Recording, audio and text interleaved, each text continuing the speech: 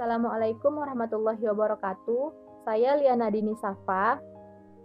Video kali ini dibuat untuk memenuhi tugas UTS mata kuliah Etika Bisnis dalam Islam yang diampu oleh Bapak Hamdallah. Selamat menyaksikan, semoga bermanfaat. Yang pertama, apa hubungannya tugas kita sebagai khalifah di bumi ini dengan bekerja menurut ajaran Islam? Jadi tugas kita sebagai khalifah di muka bumi ini yang pertama menyebarkan agama Allah. Kemudian hidup sesuai dengan tuntunan yang Allah berikan. Kemudian memakmurkan bumi Allah. Nah, jadi hubungannya dengan bekerja menurut ajaran Islam. Jadi kan bekerja ini guna untuk memenuhi kebutuhan hidup kita di dunia ini. Nah, selain itu sebagai sarana beribadah kepada Allah. Jadi dalam melakukan pekerjaan yang kita miliki itu harus sesuai dengan ajaran-ajaran yang telah diajarkan oleh Islam. Jadi ketika kita menjalankan tugas kita sebagai khalifah di muka bumi ini dan kita bekerja untuk memenuhi kebutuhan hidup kita dan demi kelancaran kelangsungan kita tugas kita sebagai khalifah, maka harus dijalankan menurut aturan Islam pula. Ketika tidak dijalankan menurut aturan Islam, otomatis kita jadi tidak menjalankan tugas kita sebagai khalifah, karena tugas kita sebagai khalifah melakukan segala perkara di dunia ini sesuai petunjuk yang diberikan oleh Allah Subhanahu wa taala. Yang kedua, apa perbedaan zakat, infak, dan sedekah? Jadi perbedaannya, zakat yaitu kewajiban yang dibebankan kepada setiap umat Islam yang hartanya telah mencapai nisab untuk dizakatkan. Jadi itu tuh zakat tersebut wajib dikeluarkan dari harta yang dimilikinya dengan batas kadar yang telah ditentukan. Kalau infak sifatnya itu sukarela, sunnah. Jadi siapapun bisa mengeluarkan sebagian hartanya berapapun itu untuk diberikan kepada orang yang membutuhkan. Kalau sedekah sifatnya bisa materi, bisa non materi. Dia hampir sama dengan infak, bersifat sukarela. Namun yang membedakan, zakat ini bisa dalam bentuk materi, bisa dalam bentuk non materi. Contoh dalam bentuk non materi begini. Kita tidak punya uang, tapi kita ingin bersedekah. Jadi ada teman kita yang kesusahan, kita bantu beliau, entah dengan pikiran kita, entah dengan tenaga kita. Maka dengan bantuan kita mengerjakan pekerjaan teman kita itu, kita telah bersedekah atas pikiran kita atau tenaga kita. Seperti itu. Yang ketiga, bagaimana jika kita mendapatkan partner syirkah yang tidak bertanggung jawab? Jadi jika kita mendapatkan partner orang seperti itu, kita lihat lagi kesepakatan awal, apa sanksi yang diterima oleh orang-orang yang melanggar perjanjian.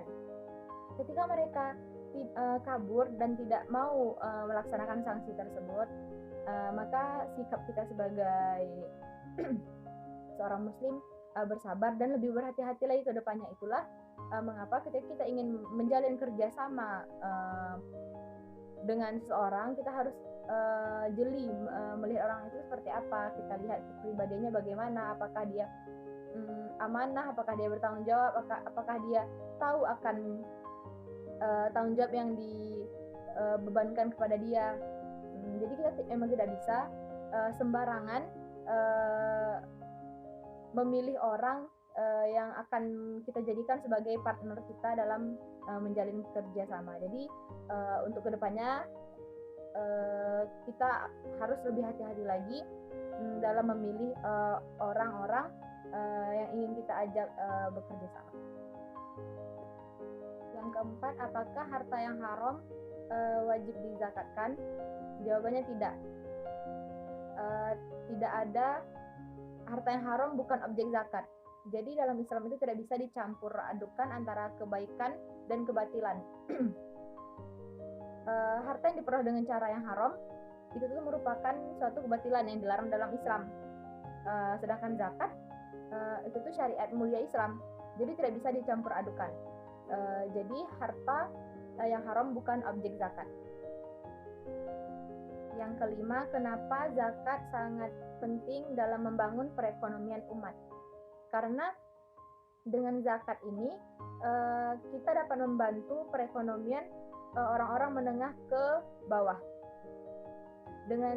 Dengan zakat ini kita mampu membangkitkan perekonomian umat. Kita ambil ilustrasi sejarah pada zaman Khalifah Umar bin Abdul Aziz.